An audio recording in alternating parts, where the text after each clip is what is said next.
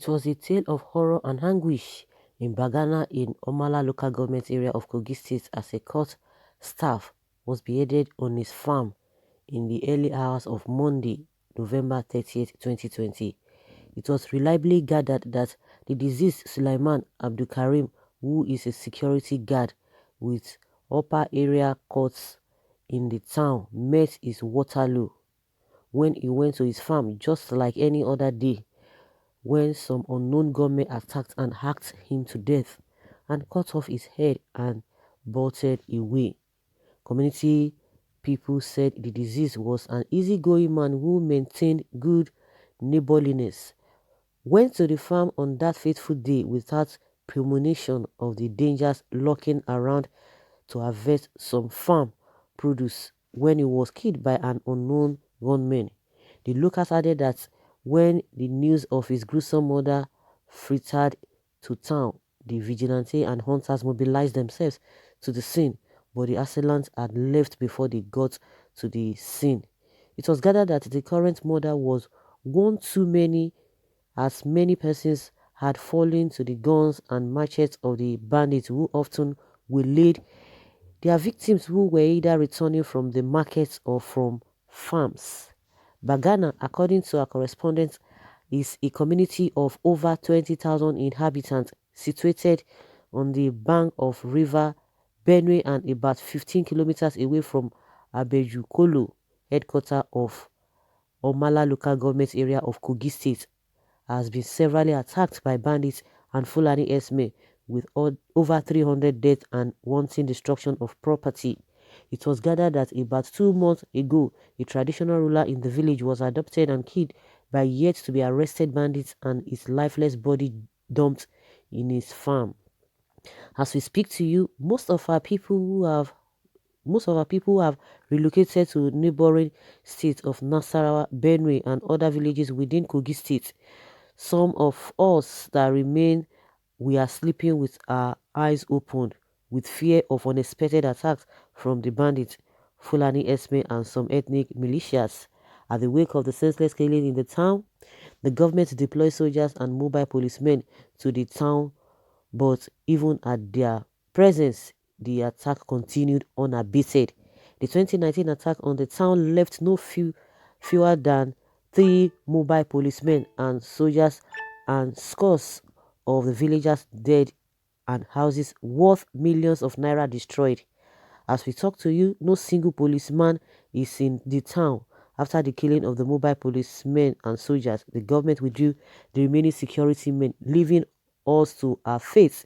We are calling on the relevant authorities to return the security personnel to the town to at least give us sense of protection, they lamented. Speaking to our correspondent on phone, the divisional police officer DPO of the local government, DSP John Ugbebo, confirmed the 2 incidents, saying on receipt of the distress call, he drafted his men to the scene, but unfortunately the perpetrators had left before their arrival. He added that the police have launched manhunts for the killers and promised to leave no stone unturned to arrest the perpetrators. When contacted, the Commerce Public Relations Officer, DSP William Aya, said he was yet to be briefed about the murder but promised to call on the press as soon as the report gets to the command. I think this is the, this is to tell you that all these politicians, they no get head. Yaya Bello has become the prophet now. He, for some time, has been seeing vision of how a lot of people will decamp to APC. Just like I said, they are all the same. Even the PDP say they don't even have a conscience.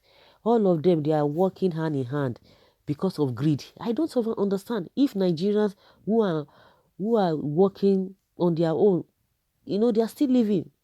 Not to talk of they themselves, they've been able to carve out a lot of salaries, remunerations for themselves. At the end of the day, they still dip all their body inside the cookie jar. They still want to put all their body in terms of stealing the money.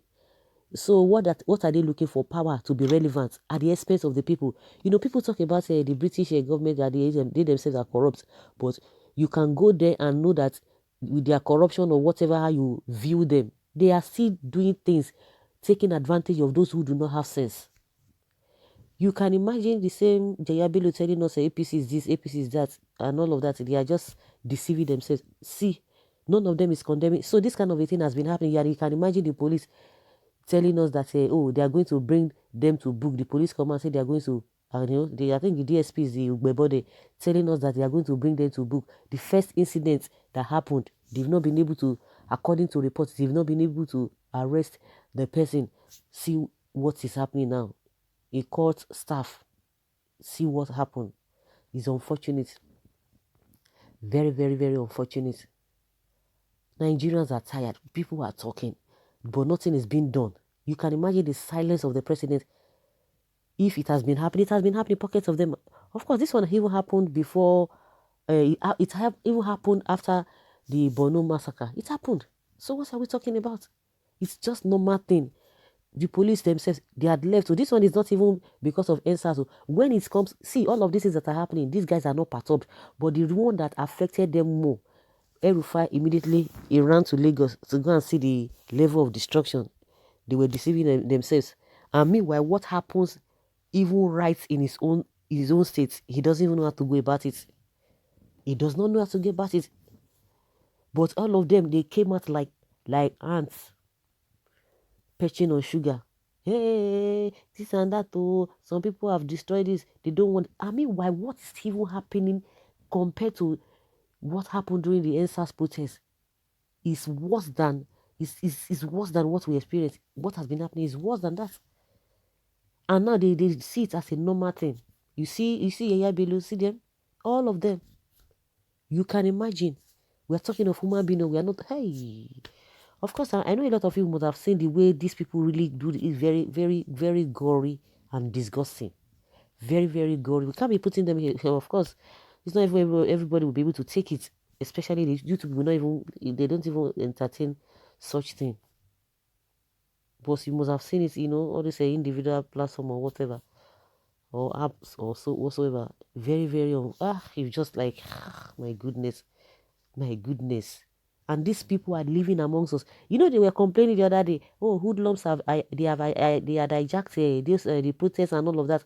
But the ones, the real culprits, the real murderers, they are living and they are moving freely. You can imagine the incident that happened before this one. The police is still telling us that they are going to do this. He has deployed his men. And meanwhile, according to reports, those people flee. It was not because of SARS. They flee. Well, let them lead their own process, because if we dare, it may tag an attack to Islam or an attack to seat of power. This one is still talking about those who are saying, oh, this issue should start from there. Where is Governor Bello, who thinks that friendship with Fulanis is the best thing to happen to him and his state? I repeat, Fulani has no friend. When the wicked is on the throne, the people cry. Adamu, Adamu goat chop Adamu yam. What is our concern here? Abeg, give us another news. Answers. Hashtag answers is a taboo to northern Nigeria. As usual, let us send out our condolences to them in the west of the presidency. This is condemnable and highly unacceptable. We condole with the families of the victims. In my words, RIP, no protest, please, because it will be a plan to topple the Buhari's government, zoo country. All we hear every day is killing. Which way forward? This is a great question. Which way forward?